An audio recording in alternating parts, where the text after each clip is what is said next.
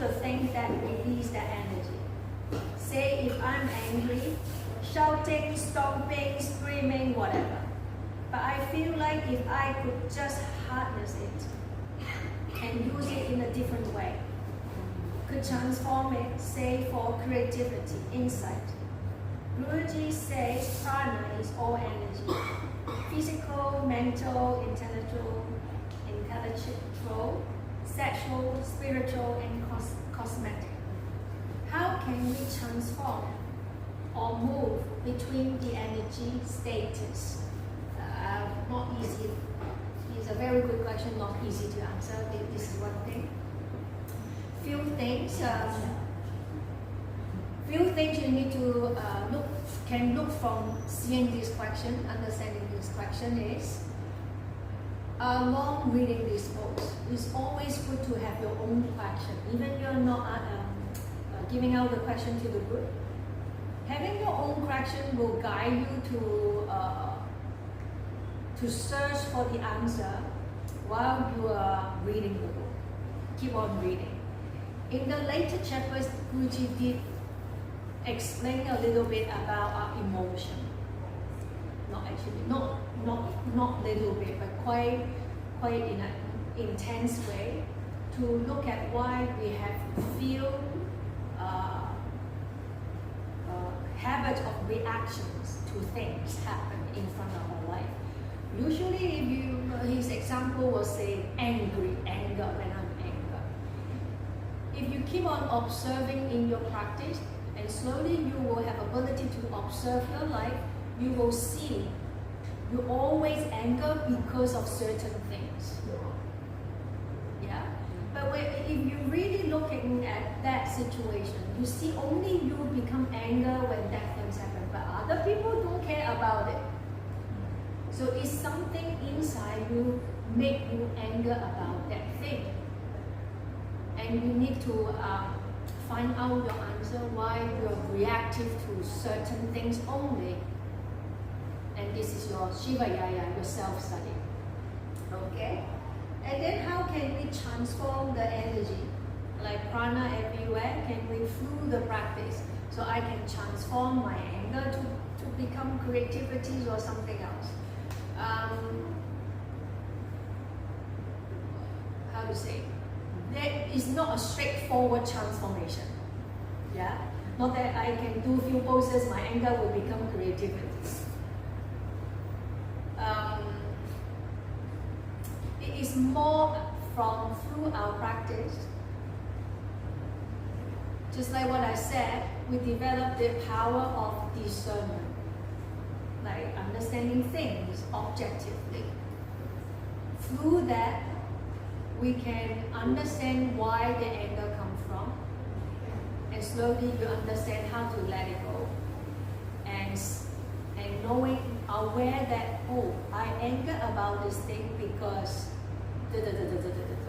So when you can objectify the situation, you can become less anger about that thing. When you are not that easily angry about certain things, then your energy can be reserved for something else. Not that it has to become creativities. All right. Another angle to answer the question is prana, the part of the nature. As we mentioned, nature changes all the time. How can you control something it changes all the time? Yeah, is we can control our body. We cannot control our mind directly, but through discipline our body in the asana, then we are slowly sculpting our mind. It's like I cannot control the wind in the whole universe, but I can trap the air in one container, which is in our body. So I can kind of like shape that container in a different way, so the prana will move in certain way. So in terms of saying controlling the prana to modify it to be something else, I would say that's exactly the whole story or whole reason why it's so worth to put effort actually sculpting the body in a more symmetric way. Imbalance become more balanced. Same as if I'm thinking only in one direction, now I can think in more directions when body become more balanced. And if I have a very depressed chest, because I always holding things in, I have no ability, I don't have the ability to tell people what I want to say, always. So that message imprints in your, not just in your mind, but also in your body. So through the asana, I do this, I do that to open my shoulder, I bring my back to the front, open my chest. All these bodily transformation actually giving a transformation also to the mind to become more brave, having the courage to say what you want to say. I'm sure you all have similar experience from your yoga practice. So maybe when you are very cloudy in your mind, you just do some asana. That cloud become, the cloud gone without you thinking about it. Or at least the asana practice can quickly pull you away from where you were suffering or worry or your pain. Quickly it pull you away from there. Okay? So I hope I'm answering his question. Well, he's not here. He was here last week, but he's not here this week. The next question from the latest reading. A practitioner must focus between the mind and the body, listen to the counsel of each. But letting the intelligence and the soul make the true decision. For this is where real willpower and real dedication are found. How could a yogi know whether the decision is really made by the soul and intelligence? My mind is very sneaky. Sometimes it just pretends to be something higher, not sure how to differentiate, beside learning from trial and error, which is what I am doing now. Basically, the question telling me she cannot differentiate who is the mind, who is the intelligence, who is the soul within her being. How about you? In yourself, do you usually can understand or can realize, oh, my intelligence is functioning, oh, my mind is talking to me? Do you able to differentiate that or no? You understand the question or not? In your daily activities, can you understand?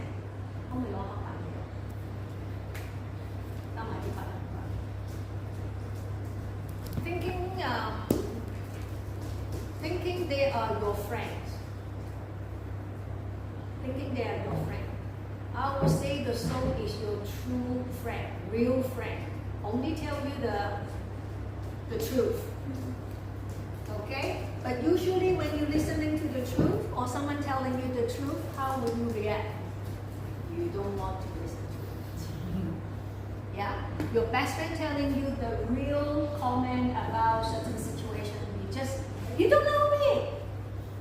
That's how we treat ourselves, our soul. Even the soul telling you something like totally correct, it's a guidance to you, you just turn your face away from it, always. Okay?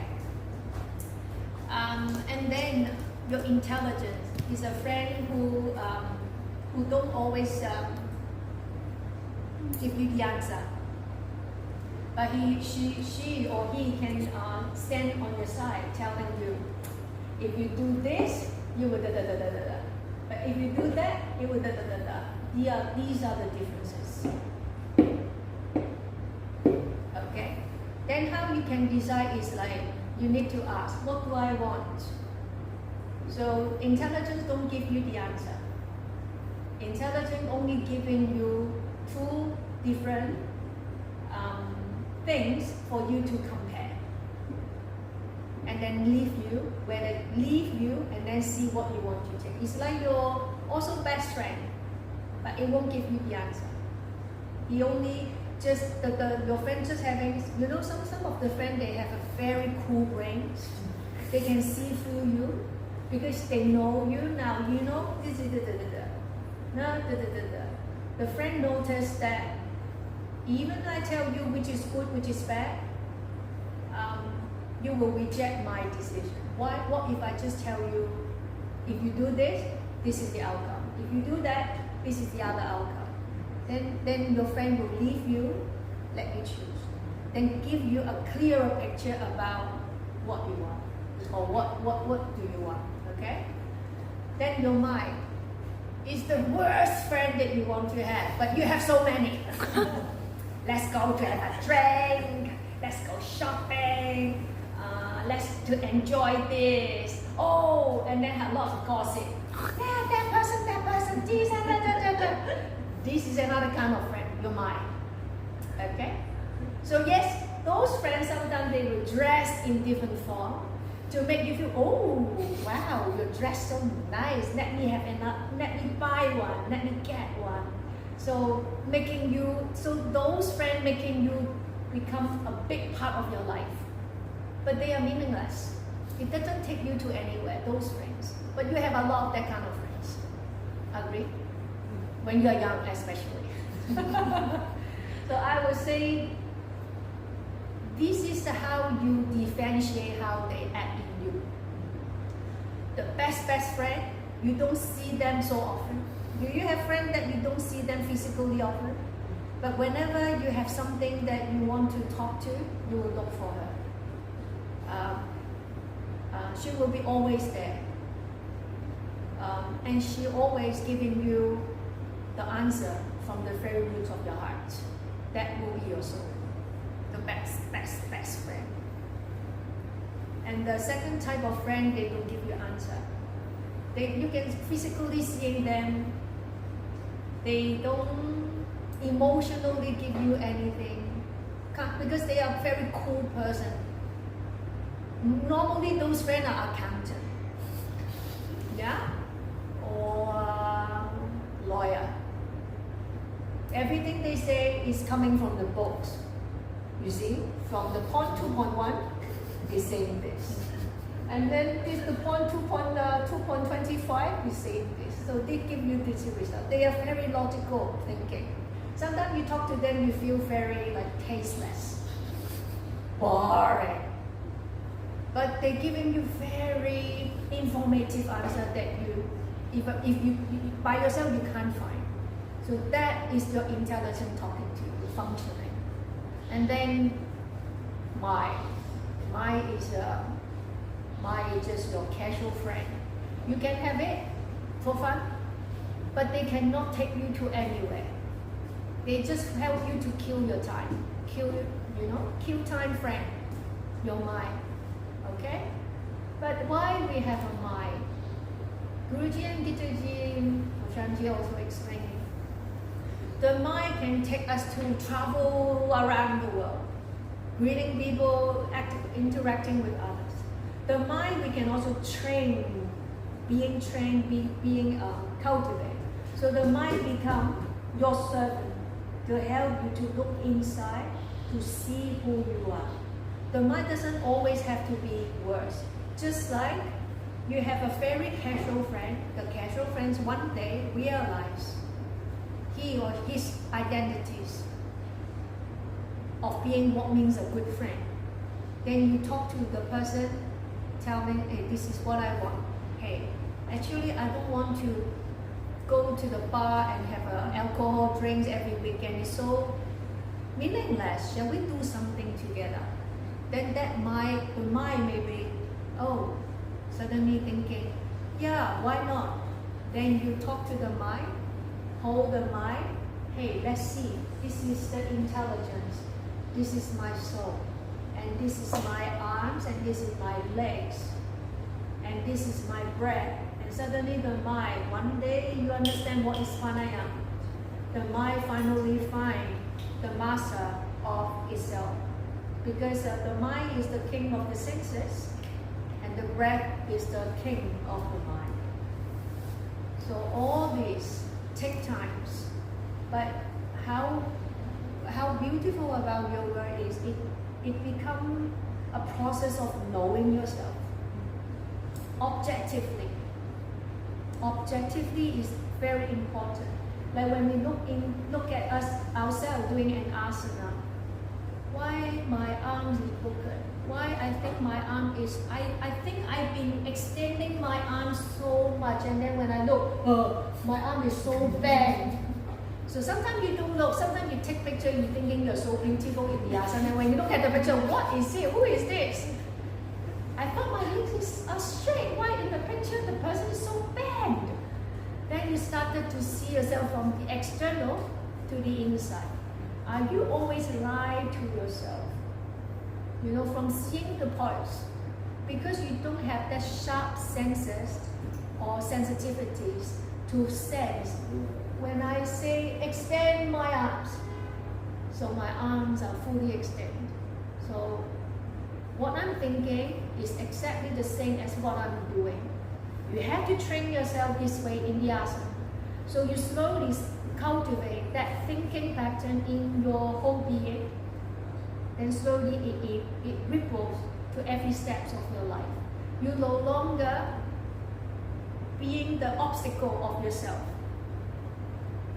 At least you don't lie to yourself.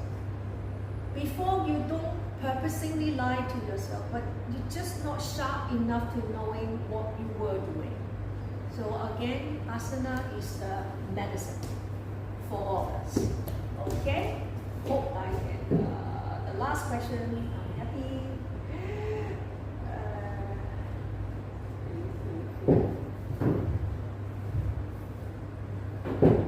The next question.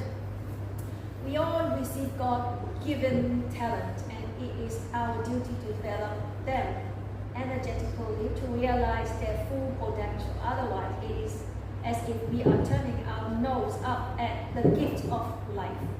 But more than that, our talent, however much they may vary from individual to individual, when realized to the full, provide the link that will take us back to our reunion with the divine. How could I ensure the potential unlocked by the practice are not misused by the ego? So this question is a little bit carried forward from the last one, means that the person doesn't know who is my ego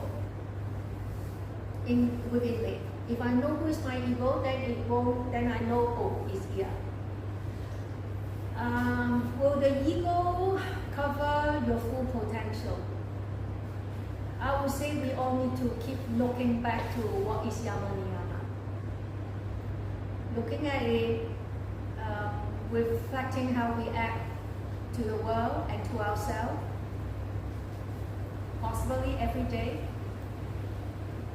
then you will understand that full potential. Also, you need to have a clear ethical background. Yeah. My understanding is all of our full potential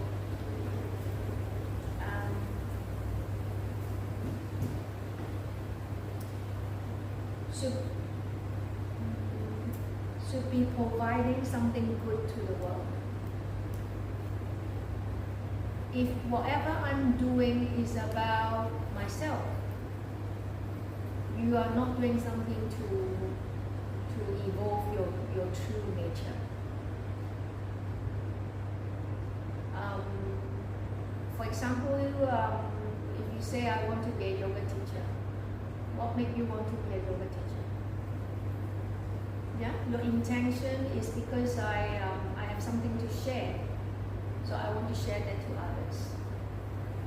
Then my next question to you will be, what is that you want to share? Why do you think what you experience is so worth to be known? Yeah? Then you can see, oh, so my intention of being a yoga teacher, I just want to share what I want to share. Is the world want to know what you want, what you know? Why do you think the world want to know what you know? Yeah? That means that you become a yoga teacher, the reason is from I don't know.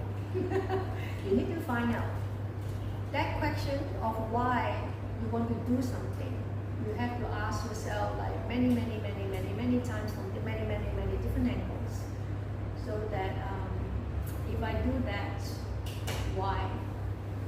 Is it because me want to achieve something?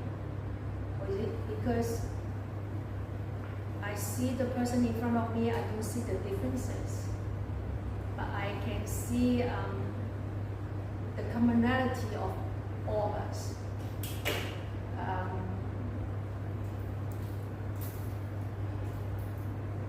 The struggle that a person suffering is no different than I do.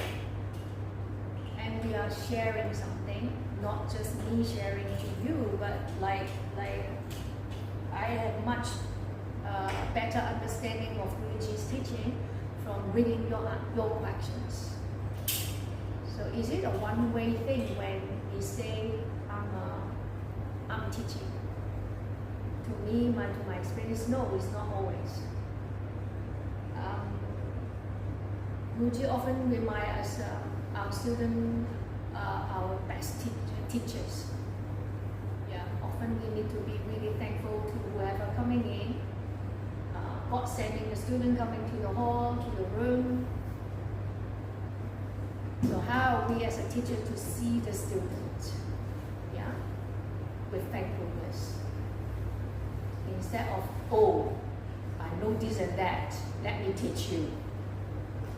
Then it's not enough to be a yoga teacher. Yeah? Is it because I can put my foot behind my head so everyone in the room have to do that? Yeah? The answer is that obviously not. But if not, then what is it? What is that teaching about? Yeah? So yes, my suggestion is we be looking at the 8 limbs of yoga, the yama niyamas. So you will know your decision whether it's egoistic decision or not. Okay, and always look for your friend, intelligence friend. When you do this, why you do this, and your intelligence will slowly tell you something.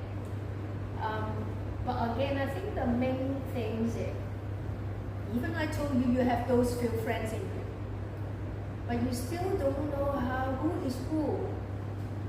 And that is why you should go to the asana practice.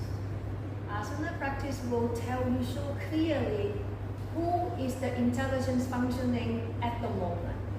The moment you understand what is the inside of your arm, what is your outside your arm, is the only your intelligence can tell you. Your mind cannot. Your mind will jump in here or there, just not doing that. So you will feel.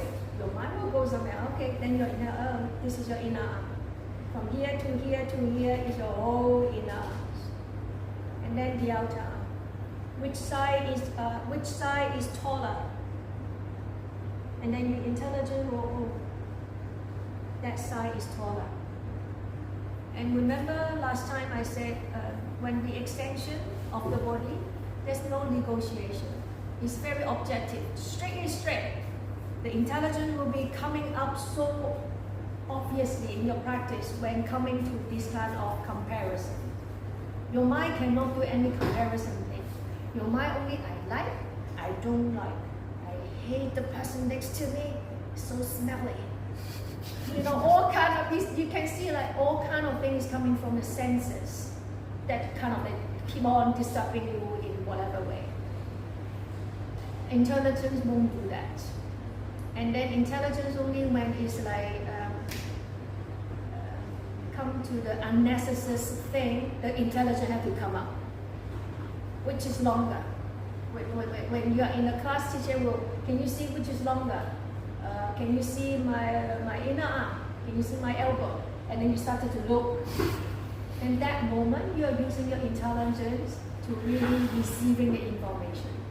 More you are doing that, you will have a sharper understanding when will be the intelligence happening, functioning, and when is your mind you in your life. Most of the time is the mind. And most of the time, especially when we have this one, more disturbances. Yeah, more you're looking at it, more disturbances. So it's our decision. We choose to be disturbed sometime, somehow. Okay? Any more things that you want to? In relation to what you just talked about, intelligence, mind, and soul, right? So some people overthink, some people don't. Some people have sharper memory, and some people don't. So in both of these cases, what are they using more, and how can they avoid the trap? Memory. Memory and overthinking. Overthinking. Yes. Okay. Memory and overthinking. Again, later in the book, Guruji will also explain about memories. He said there's good memory and not so good memory. Overthinking is coming from fearless.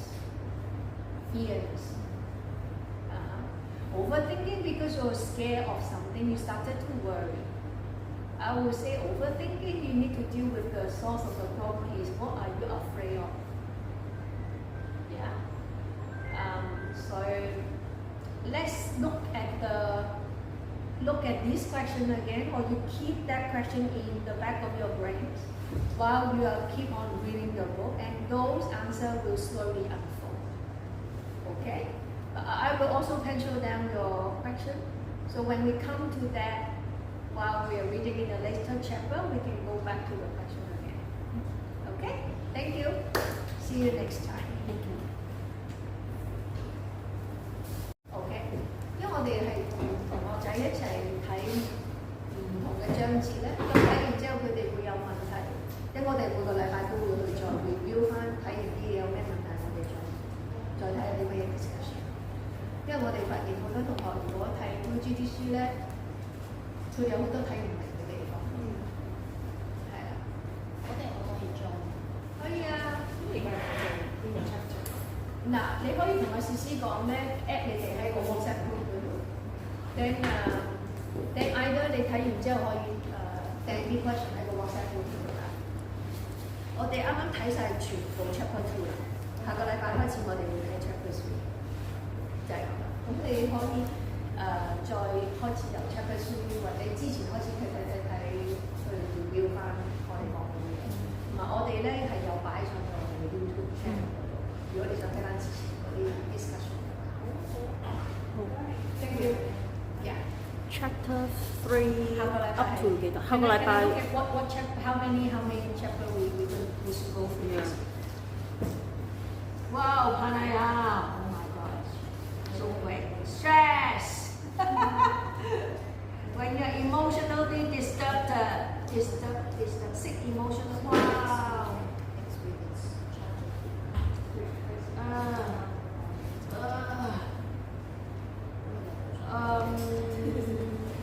你下個星期應該唔 I think only up to the stress. 唔係你我知道，都俾人哋知道，我哋下次睇到睇晒個 stress。Okay. So we'll up to stress. Okay. Hi. Anything? Just last class we talked about the mind a lot and how if we are doing an asana and we think that okay, use this muscle, then you can use that muscle. But sometimes I experience that okay, I tell myself put this muscle forward or backward, and I just don't feel the muscle. Yes. So how do you like I'm putting my mind, but I really can't understand where the muscle is or how to move. So what It will come with time. This is one thing. So tell your teacher that you don't feel certain body part, and the teacher should have ways to help you to awaken them. Just be prepared that your teacher will do this to you. Sometime. Okay. Just to awaken the body part sometime. Or they will do something else to help you to feel the body that you say, I cannot feel. It's our job to awaken your connection between your mind and the body.